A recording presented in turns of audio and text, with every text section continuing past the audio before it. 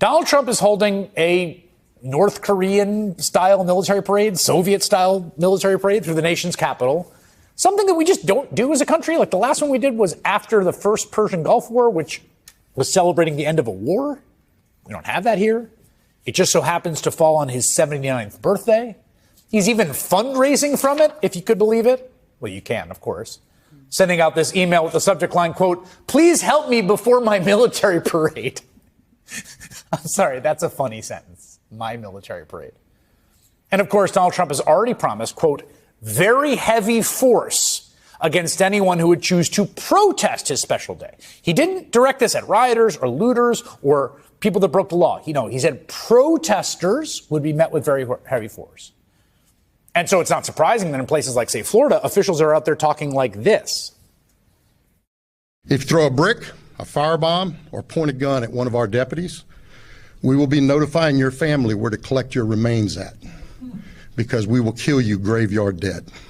We're not going to play. If somebody's in front of you and they're threatening your vehicle, you just drive.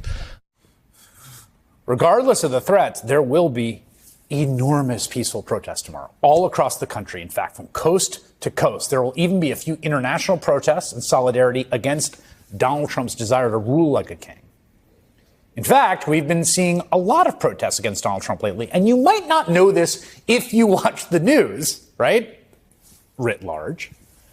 There's this organization called Waging Nonviolence that actually tracks this, and it's a very scrupulous accounting. I got to say, I know the people that do it. They're academics. They're serious folks, right? So look at the blue line on the top. Those are organized nonviolent protests in 2025.